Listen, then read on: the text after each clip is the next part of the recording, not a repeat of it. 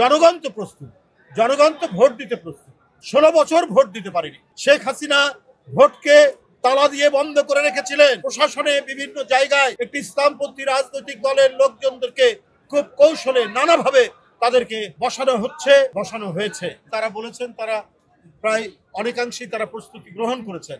আমার মনে হয় যে সময় পেয়েছেন এই সময়ের মধ্যে প্রস্তুতি গ্রহণ করা মোটেই কঠিন কোনো কাজ নয়। আমি আশা করি নির্বাচন কমিশন সেই প্রস্তুতি সম্পন্ন করেছেন এবং জনগণ তো প্রস্তুত, জনগণ তো ভোট দিতে প্রস্তুত।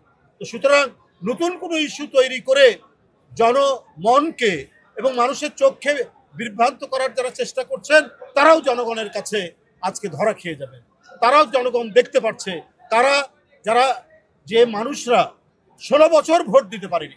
শেখ হাসিনা ভোটকে তালা দিয়ে বন্ধ করে রেখেছিলেন, নির্বাচনের নামে প্রহসন করেছেন, গরু বাছরকে ভোট কেন্দ্রে ঘোরাফেরার সুযোগ দিয়েছেন, ভোটারদেরকে ভোট দেওয়ার সুযোগ দেননি। দিনের ভোট রাত্রে করেছেন র্যাবকে দিয়ে, ছাত্রলীগ যুবলীগকে দিয়ে ভোটাররা যেতে পারেনি। সুতরাং এই যে দীর্ঘ 16 বছর প্রকৃত ভোটাররা ভোট কেন্দ্রে যেতে পারেনি, সেই নিশ্চয়তা বিধান করবে এবারে নির্বাচন কমিশন এবং ডক্টর ইউনূস সাহেবের নেতৃত্বাধীন অন্তর্বর্তীকালীন সরকার। অন্তর্বর্তীকালীন সরকার নিরপেক্ষ সরকার, সে কোনো দিকে হেলবে না, কোনো দিকে যাবে না। তাই আবারও বলি, আজকে প্রশাসনে বিভিন্ন জায়গায় একটি বিশেষ রাজনৈতিক দল, যেটা বলেছি, একটি ইসলামপন্থী রাজনৈতিক দলের লোকজনদেরকে খুব কৌশলে নানাভাবে তাদেরকে বসানো হয়েছে। এটা দিয়ে কিন্তু অবাধ সুষ্ঠু নির্বাচন হবে না।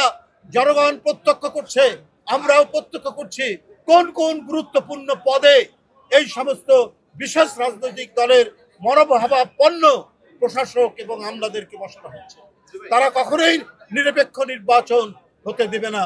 তাই আমি ডক্টর মোহাম্মদ ইউনূস সাহেবের প্রতি আমাদের আস্থা, দলের আস্থা সব রেখেই বলবো যে আপনারা এমন ব্যক্তিদের নিয়োজিত করুন যারা নিরপেক্ষ নির্বাচন করবে, কোনো দলের আজ্ঞাবাহ হবে না।